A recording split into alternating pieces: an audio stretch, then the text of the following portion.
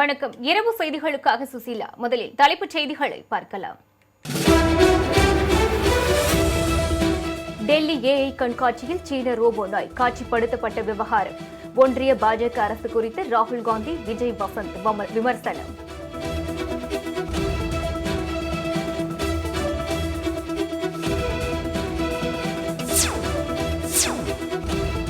தலைமை தேர்தல் ஆணையர் ஞானேஷ்குமார் அடுத்த வாரம் சென்னை வருகை. சட்டப்பேரவை தேர்தல் ஏற்பாடுகள் குறித்து அரசியல் கட்சி பிரதிநிதிகளுடன் ஆலோசனை.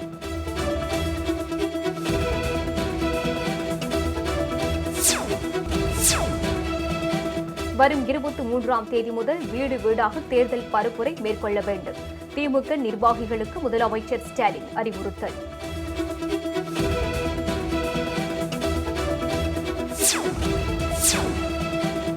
தஞ்சை மாணவி தற்கொலை விவகாரத்தில் பாஜக மத கலவரத்தை தூண்ட முயற்சி செய்தது அம்பலம். சிபிஐ அறிக்கையை சுட்டிக்காட்டி செல்வ பெருந்தகை குற்றச்சாட்டு.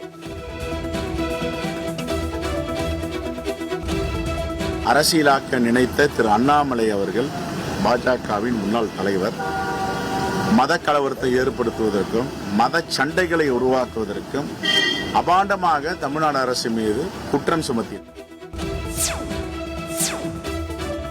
சென்னை தூய்மை பணியாளர்களுக்கு கோடை காலங்களில் மோர் வழங்கப்படும். வீடில்லாமல் இருப்போருக்கு தற்காலிக தங்குமிடங்கள் அமைக்கப்படும் எனவும் மாநகராட்சி பட்ஜெட்டில் அறிவிப்பு.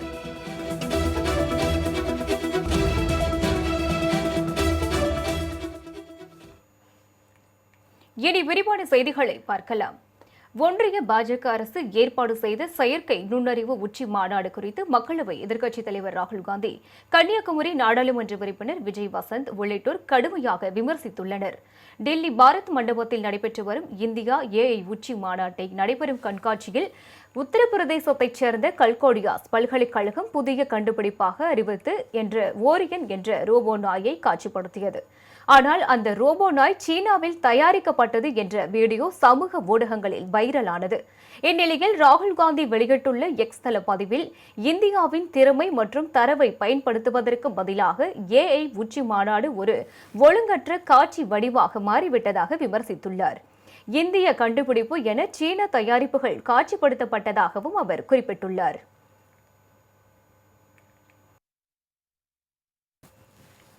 இதேபோல் கன்னியாகுமரி நாடாளுமன்ற உறுப்பினர் விஜய் வசந்த் வெளியிட்டுள்ள எக்ஸ் தள பதிவில், ஒன்றிய ஆட்சியில் ஒட்டுமொத்தமாக வைஃபை முதல் யூபிஐ வரை தோல்வியடைந்து விட்டதாக விமர்சித்துள்ளார். சர்வதேச அளவிலான ஏஐ தொழில்நுட்ப பந்தயத்தில் ஒன்றிய அரசு பங்கேற்க விரும்பினால் அசலான நமது தயாரிப்புகளும் குறைந்தபட்ச குறைபாடற்ற செயல்பாடும் தேவை என்றும் அவர் குறிப்பிட்டுள்ளார்.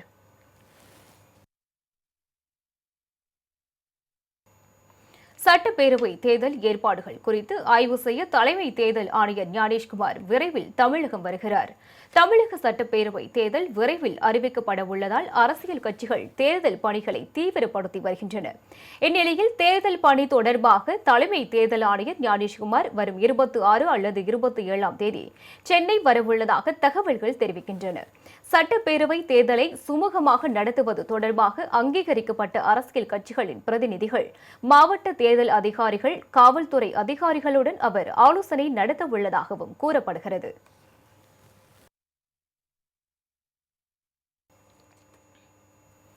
பிப்ரவரி 23 முதல் மார்ச் 8ஆம் தேதி வரை வெல்லும் தமிழ் பெண்கள் என்ற தலைப்பில் வீடு வீடாக பரப்புரை செய்ய திமுக நிர்வாகிகளுக்கு முதலமைச்சர் ஸ்டாலின் அறிவுறுத்தியுள்ளார். இது தொடர்பாக அவர் வெளியிட்டுள்ள அறிக்கையில், பெண்களுக்கான திட்டங்களையும் சாதனைகளையும் ஒவ்வொரு மகளிரிடமும் கொண்டு சேர்ப்பதே திராவிட மாடல் ஆட்சியின் நோக்கம் என்று தெரிவித்துள்ளார். மகளிர் உரிமை தொகை தடையின்றி தொடர திராவிட மாடல் ஆட்சி அவசியம் என்பதையும் மகளிருக்கு உணர்த்திட வேண்டும் என்றும் தெரிவித்துள்ளார். வெல்லும் தமிழ் பெண்கள் பரப்புரைக்கான அனைத்து ஏற்பாடுகளையும் மண்டல பொறுப்பாளர்கள் மற்றும் பொறுப்பு அமைச்சர்கள் செய்து தர வேண்டும் என கேட்டுக் கொள்வதாகவும் குறிப்பிட்டுள்ளார்.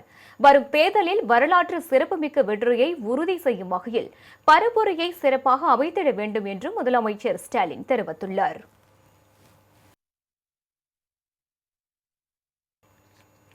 தஞ்சாவூர் மைக்கேல்பட்டி பள்ளி மாணவி லாவண்யா தற்கொலைக்கு மதமாற்ற முயற்சி காரணமல்ல என உச்சநீதிமன்றத்தில் சிபிஐ அறிக்கை தாக்கல் செய்துள்ளது. கடந்த 2022ஆம் ஆண்டு தஞ்சாவூர் மாவட்டத்தைச் சேர்ந்த மாணவி லாவண்யா தற்கொலை செய்து கொண்ட சம்பவம் அதிர்ச்சியை ஏற்படுத்தியது. அவரது தற்கொலைக்கு கட்டாய மத மாற்றம் காரணம் என பாஜகவின் அன்றைய மாநில தலைவர் அண்ணாமலை குற்றம் சாட்டியிருந்தார். இதனை மறுத்த காவல்துறை மாணவி லாவண்யாவின் தற்கொலைக்கு மத மாற்றம் காரணமில்லை என தெரிவித்திருந்தது. சென்னை உயர்நீதிமன்ற கிளையில் மாணவியின் தந்தை முருகானந்தம் சிபிசிஐடிக்கு இந்த வழக்கை மாற்ற வேண்டும் என வழக்கு தொடர்ந்தார். இதனை அடுத்து வழக்கு சிபிஐக்கு மாற்றப்பட்ட நிலையில் தற்போது உச்சநீதிமன்றத்தில் அறிக்கை தாக்கல் செய்யப்பட்டுள்ளது. அதில் மாணவி லாவண்யாவின் தற்கொலைக்கு கட்டாய மத மாற்றம் காரணமில்லை என தெரிவிக்கப்பட்டுள்ளது.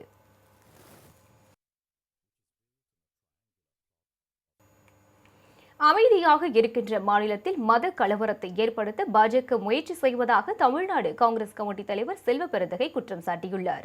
சென்னை தலைமைச் செயலகத்தில் செய்தியாளர்களை சந்தித்த அவர், தஞ்சை மாணவி லாவண்யா மரண விவகாரத்தில் தமிழ்நாடு மத கலவரத்தை ஏற்படுத்துவதாக அபாண்டமாக பாஜக முன்னாள் மாநில தலைவர் அண்ணாமலை குற்றம் சாட்டியதாக குறிப்பிட்டார்.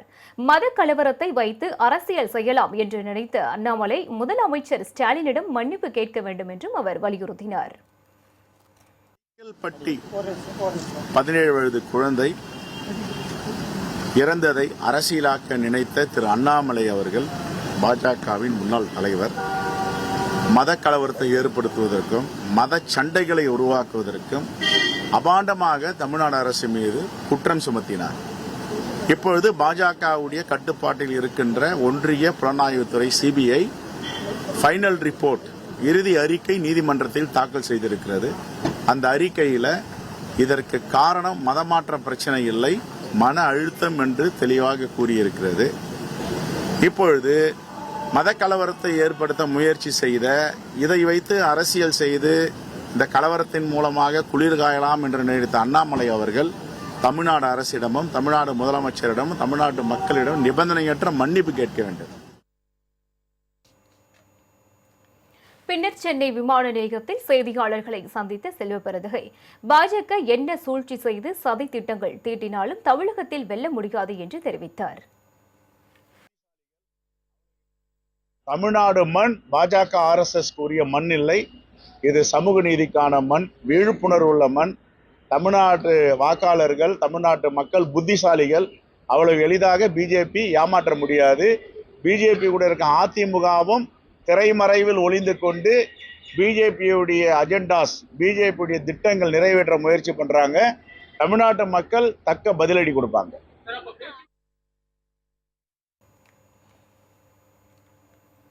சென்னையில் வீடில்லாமல் இருப்போருக்கு தற்காலிக தங்குமிடங்கள் அமைக்கப்படும் என்று சென்னை மாநகராட்சி மேயர் பிரியா அறிவித்துள்ளார்.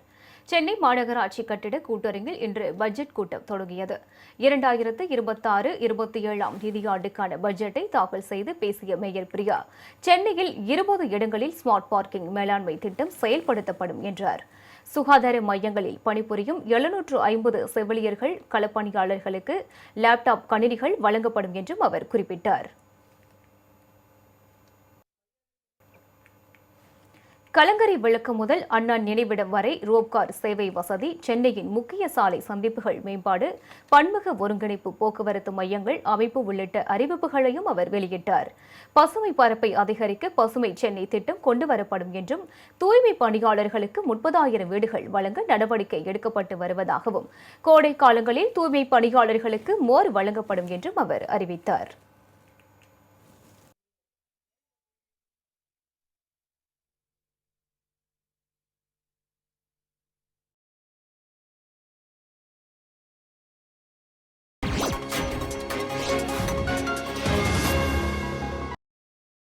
நீங்களும் ஹேர் கலர் பண்ணணும்னு யோசிக்கிறீங்களா? ஆனா இது ஒருத்தர் பண்ற வேலை இல்லையேன்னு தோணுதா? ஒருவேளை கலர் பண்ண ரொம்ப டைம் ஆகும்னு யோசிக்கிறீங்களா? இல்ல ஹேர் டேமேஜ் பத்தி கவலையா? Not anymore. இன்ட்ரோடியூசிங் செம்பருத்தி மற்றும் நெல்லிக்காய் அடங்கிய Indica easy shampoo hair colour. Shampoo மாதிரி பயன்படுத்துங்க, வெறும் 10 நிமிஷத்துல gorgeously colored hair ready. Be always ready with Indica Easy. நல்லா தோளை அழுத்தி தோளை, நல்லா தோளை அழுத்தி தோளை, நல்லா தோளை அழுத்தி தோளை, அழுத்தி தோளை, நல்லா நல்லா தோளை. காலின் ஸ்ப்ரே தரும் ஈஸி கிளீனுடன் 5 மடங்கு அதிக ஷைன். காலின் புதிய சிந்தனையின் பளபளப்பு. Premier stabilizers, the sleekest. சிறந்த டிசைன், உங்கள் இன்வெர்டர் ஏசிக்கென்றே தயாரிக்கப்பட்டது. பிரீமியர் ஸ்டெபிலைசர்ஸ், சரியான ஜோடி. டாய்லெட் எங்க? டாய்லெட் சுத்தமா இல்லையா? புது வேலை, புது வாழ்க்கை, எப்படி சுத்தமா வைக்கிறது? அப்ப ஹார்பிக்கின் சப்ஸ்கிரிப்ஷன் எடுத்துக்கோ. இது ஒவ்வொரு ஃப்ளஷுடன் 1 மாதத்திற்கு டாய்லெட்டை சுத்தமாக வைத்திருக்கும். ஹார்பிக் ஃப்ளஷ் மேட்டிக், சுலபமா டாய்லெட் கிளீனிங்கோட சப்ஸ்கிரிப்ஷன். உங்க கை சில டைம் இங்க சில டைம் அங்க இந்த கை போகும் எங்கெல்லாமோ தெரியல எங்க அப்புறம் அது போகும் இங்க. பெரும்பாலும் நோய்கள் கை மூலமாகவே பரவுகின்றன. அதற்கு தான் தேவை டெட்டாலின் சிறந்த ப்ரொடெக்ஷன். இதோ 12 மணி நேர ப்ரொடெக்டிவ் ஷீல்ட் தரும் டெட்டால். நம்பிக்கையான பாதுகாப்பு இப்ப நாள் முழுவதும் கூடவே. வெயில் காலத்துல ஏசி நமக்கு இம்பார்ட்டன்ட். அந்த ஏசி எங்க வாங்கணுங்கிறது வெரி இம்பார்ட்டன்ட். எல்லா பிராண்ட் ஏசியும் பார்த்து வாங்குறது மட்டும் முக்கியம் இல்ல, எந்த ஷோரூம்ல வாங்குறோங்கிறதும் இம்பார்ட்டன்ட். அதுவும் ஈஸி இஎம்ஐல கிடைக்கிறது ரொம்பவே இம்பார்ட்டன்ட். அதுக்கு தான் வசந்த் அண்ட் கோ. நம்ம தேவைக்கேற்ப கம்மி விலையில வாங்க நம்பிக்கையான ஒரே இடம் வசந்த் அண்ட் கோ. இது ரொம்ப ரொம்ப இம்பார்ட்டன்ட். அனைத்து பிராண்ட் ஏசிகளும் மிக குறைந்த விலையில் இந்தியாவின் number 1 dealer Vasanth and co. Important.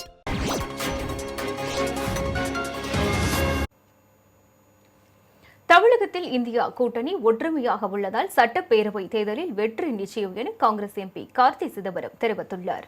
Sivaganga மாவட்ட வளர்ச்சி ஒருங்கிணைப்பு மற்றும் கண்காணிப்பு குழு கூட்டத்தில் பங்கேற்ற பின் செய்தியாளர்களிடம் பேசிய அவர், இந்தியா கூட்டணிக்கு அகில இந்திய அளவில் காங்கிரஸ் தலைமை தாங்குவதாகவும் தமிழகத்தில் திமுக தலைமை வகிப்பதாகவும் கூறினார்.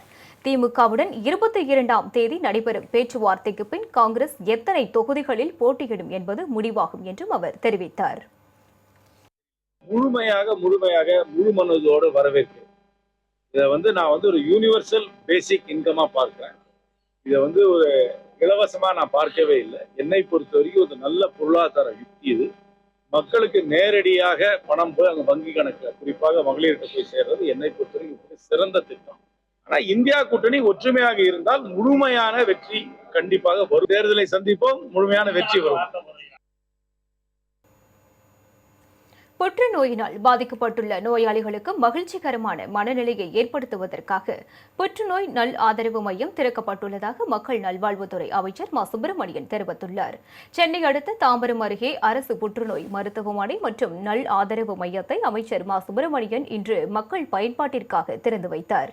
இதனைத் தொடர்ந்து செய்தியாளர்களை சந்தித்த அவர், புற்றுநோயினால் பாதிக்கப்பட்டவர்களின் தேவைகளுக்கேற்ப வலி நிவாரணம், அறிகுறி மேலாண்மை, உளவியல் மற்றும் சமூக ஆதரவு ஆகியவற்றை வழங்குவதை இந்த அரசு கருத்தில் கொண்டு இந்த மையத்தை திறந்து வைத்துள்ளதாக தெரிவித்தார். நோயினால் பாதிக்கப்பட்டு இறுதி நிலையில் அவர்களுக்கு தேவைப்படுகிற ஆதரவு சிகிச்சை, தணிப்பு சிகிச்சை, ஒரு மகிழ்ச்சிகரமான மனநிலை இதை ஏற்படுத்துவதற்குத்தான் தமிழ்நாடு அரசின் சார்பில் புற்றுநோய் நல்ல ஆதரவு மையம் என்கின்ற பெயரில் இது தொடங்கப்பட்டிருக்கிறது. தனியார் மருத்துவமனைகளை பொறுத்தவரை இந்தியாவில் ஓரிரு இடங்களில் இது போன்ற அமைப்புகள் இருக்கிறது. இந்தியாவில் வேறு அந்த மாநில அரசு மருத்துவ நிர்வாகத்திலும், ஏன் ஒன்றிய அரசு மருத்துவ நிர்வாகத்திலும் கூட இது போன்ற அமைப்பு இல்லை.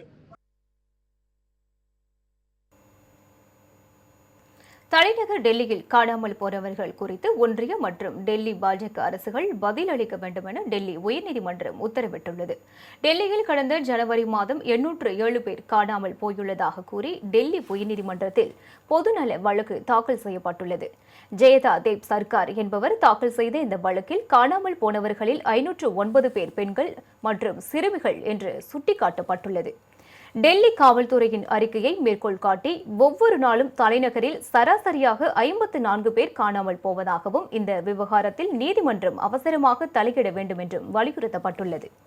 டெல்லி உயர்நீதிமன்ற தலைமை நீதிபதி தேவேந்திர குமார் உபாத்யாய் மற்றும் நீதிபதி தேஜாஸ் காரியா ஆகியோர் அடங்கிய அமர்வு இந்த வழக்கை விசாரித்தது. அப்போது காணாமல் போனவர்களை கண்டுபிடிக்க எடுக்கப்பட்ட நடவடிக்கைகள் குறித்து 4 வாரங்களுக்குள் விரிவான பதிலை தாக்கல் செய்ய வேண்டும் என்று ஒன்றிய அரசு, டெல்லி பாஜக அரசு, டெல்லி காவல்துறை மற்றும் தேசிய மனித உரிமை ஆணையத்திற்கு நோட்டீஸ் அனுப்ப டெல்லி உயர்நீதிமன்ற முதன்மை அமர்வு உத்தரவிட்டது.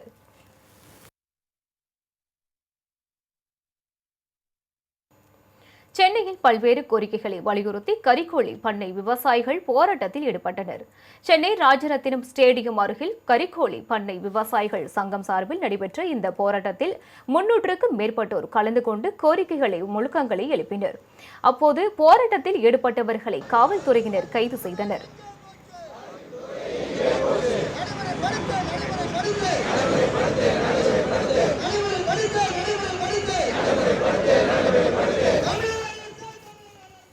முன்னதாக செய்தியாளர்களிடம் பேசிய அச்சங்கத்தின் மாநில ஒருங்கிணைப்பாளர் மகாலிங்கம், முத்தரப்பு கூட்டம் ஆண்டுதோறும் நடத்தி கரிக்கோழி பண்ணை விவசாயிகளின் பிரச்சினைகள் தீர்க்கப்பட வேண்டும் என்பது உள்ளிட்ட 10க்கும் மேற்பட்ட கோரிக்கைகளை அரசு நிறைவேற்ற முன்வர வேண்டும் என அவர் தெரிவித்தார்.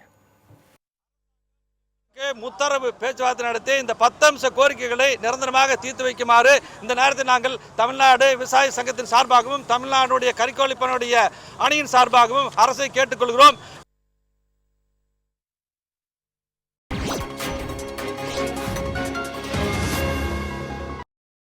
எனக்கு கல்லு வச்ச நகை தான் பிடிக்கும். அத ரிஸ்க் இல்லாம எப்படி வாங்குறது? கல்லு நகை எடைய கல்லு தனி தங்கம் தனி கரெக்டா பிரிக்கணும். அதை வாங்கும் போது உடைச்சு செக் பண்ண முடியாது. நம்பிக்கையான கடையில வாங்குறது தான் ஒரே வழி. கம்மி வேஸ்டேஜ்னு ஏமாந்து கல்லுக்கு கோல்ட் ரேட்டை கொடுக்காதீங்க. 1 இல்ல 2 இல்ல 10 மடங்கு அதிக விலையை கொடுத்துருவீங்க. காசு யாருக்கும் சும்மா வரல. மதுரை மாநகரில் ஏசிஎஸ் அறக்கட்டளையின் சார்பில் உலகின் மிகப்பெரிய அளவில் தமிழ்நாட்டில் அமைக்கப்படவுள்ள கப்பலோட்டிய தமிழன் தேசிய தலைவர் ஐயா வஉசி அவர்களுக்கு 140 அடி உயர திருவுருவ சிலை அடிக்கல் நாட்டு விழா 22ஆம் தேதி ஞாயிற்றுக்கிழமை மதியம் 2 மணி அளவில் மதுரை வண்டியூர் அம்மா திடலில் நடைபெற உள்ளது.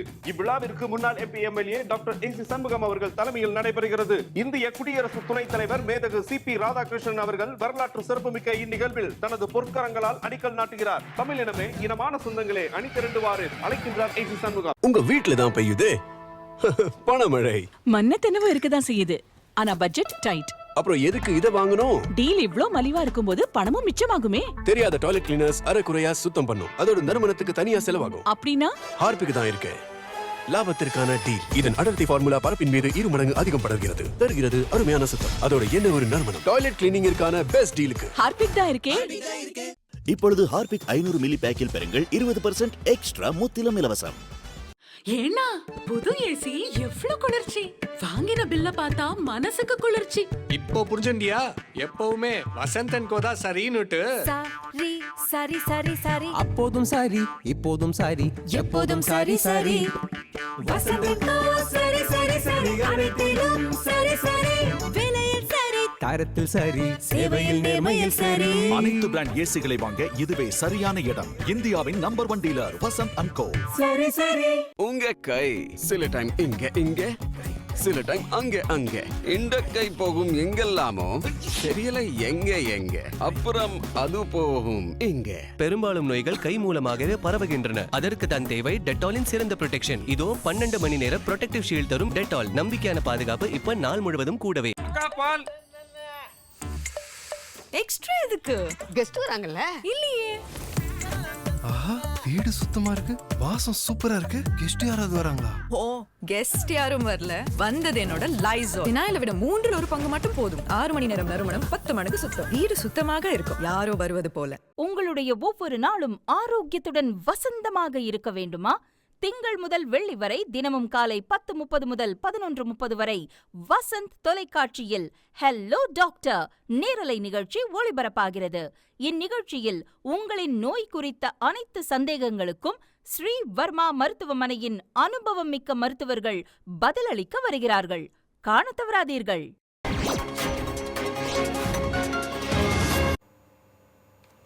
பணி நிரந்தரம் கோரி டயாலிசிஸ் டெக்னீஷியன்கள் சென்னையில் கவன ஈர்ப்பு ஆர்ப்பாட்டத்தில் ஈடுபட்டனர். சிவானந்த சாலையில் நடைபெற்ற இந்த ஆர்ப்பாட்டத்தில் ஏராளமானோர் பங்கேற்றனர். இட ஒதுக்கீடு திறன் அடிப்படையில் தங்களுடன் பணியாற்றிய பல்வேறு துறைகளைச் சார்ந்தவர்களுக்கு பணி நியமன ஆணைகள் வழங்கப்பட்ட நிலையில் தங்களுக்கு மட்டும் பணி நிரந்தரம் செய்யப்படவில்லை என்றும் போராட்டத்தில் ஈடுபட்டவர்கள் தெரிவித்தனர்.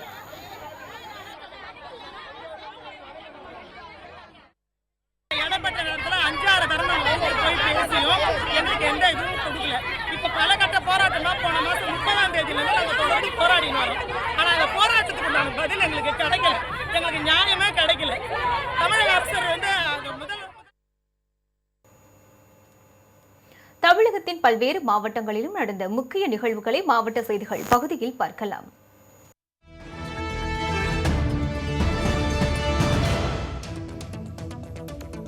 திண்டுக்கல்லில் தமிழ்நாடு தூய்மை பணியாளர்கள் நலவாரியம் மற்றும் மாநகராட்சி சார்பில் நடைபெற்ற ஆய்வுக் கூட்டத்தில் கோட்டாட்சியர் திருமலை, மாநகராட்சி மேயர் இளமதி ஜோதி, தூய்மை பணியாளர் நலவாரிய தலைவர் ஆறுசாமி உள்ளிட்ட பலர் கலந்து கொண்டு ஆலோசனை நடத்தினர். பின்னர் செய்தியாளர்களிடம் பேசிய ஆறுசாமி, மார்ச் மாதத்திற்கு பின் அனைத்து தூய்மை பணியாளர்களுக்கும் 725 ரூபாய் தினக்கூலியாக உயர்த்த நடவடிக்கை எடுக்கப்படும் என தெரிவித்தார்.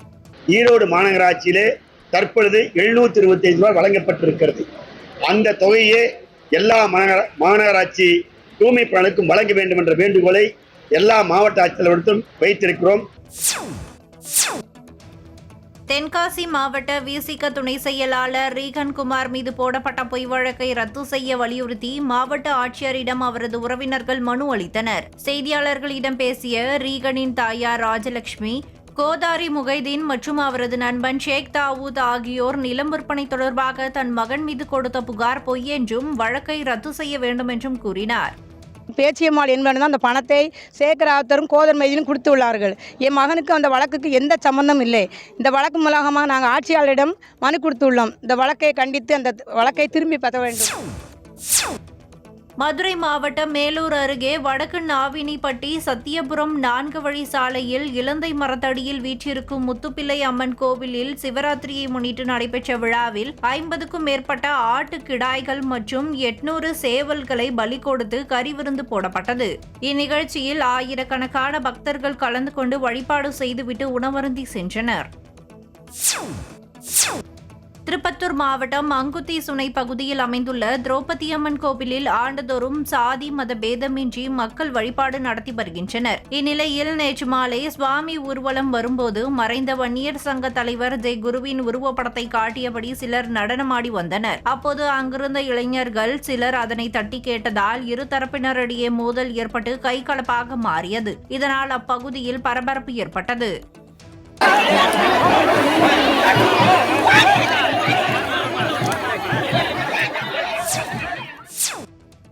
சேலம் மாவட்டம் சங்கரகிரியில் காவல்துறை மற்றும் ஸ்ரீ சண்முக கல்வி நிறுவனங்கள் இணைந்து போதைப்பொருள் ஒழிப்பு விழிப்புணர்வு பேரணி நடத்தினர். இந்த பேரணியில் கல்லூரி மாணவ மாணவிகள் மற்றும் காவல்துறையினர் கலந்து கொண்டு விழிப்புணர்வு குறித்த வாசகங்கள் அடங்கிய பேனர்களை ஏந்தியவாறு ஊர்வலமாக சென்றனர். இதனைத் தொடர்ந்து மாணவ மாணவிகள் போதைப்பொருள் ஒழிப்பு குறித்த விழிப்புணர்வு உறுதிமொழியை எடுத்துக் கொண்டனர். போதை பழக்கத்தால் தீய விளைவுகளை நான் முழுமையாக அறிவேன். அரியலூர் மாவட்டம் கல்லாத்தூரில் பொதுமக்கள் குடியிருப்பு பகுதிகளில் இயங்கி வரும் 2 அரசு டாஸ்மாக் கடைகளை வேறு இடத்திற்கு மாற்ற வேண்டும் என பொதுமக்கள் நீண்ட நாட்களாக கோரிக்கை விடுத்து வந்தனர். ஆனால் பொதுமக்களின் இந்த கோரிக்கை இதுவரை நிறைவேற்றப்படவில்லை. இதனால் அதிருப்தி அடைந்த கிராம மக்கள் 500க்கும் மேற்பட்டோர் திரண்டு சாலை மறியல் போராட்டத்தில் ஈடுபட்டனர். இந்த போராட்டத்தின் காரணமாக தேசிய நெடுஞ்சாலையில் போக்குவரத்து பெரிதும் பாதிக்கப்பட்டது. ஆக்சிடென்டல் டெத் ரொம்ப அதிகமாக நடந்துட்டு இருக்கு. போற வர பொம்பளைங்களுக்கு வழியை மறிக்கிறது, கையை பிடிச்சி இழுக்கிறது, கிண்டல் பண்றது, கேலி பண்றது, பாதுகாப்பற்ற நிலையை உருவாக்கி இந்த கிராம மக்களை ரொம்ப அச்சுறுத்தல்ல வச்சிருக்கக்கூடிய இந்த ஒயின் ஷாப் இந்த பகுதிக்கு தேவையா?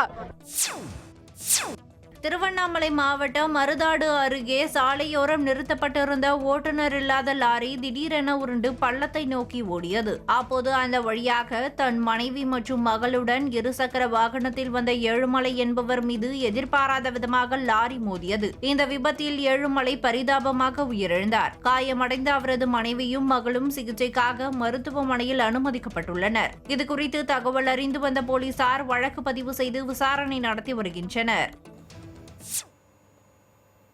இத்துடன் செய்திகள் நிறைவடைந்தன. மீண்டும் செய்திகள் நாளை காலை 7:05 மணிக்கு. வணக்கம்.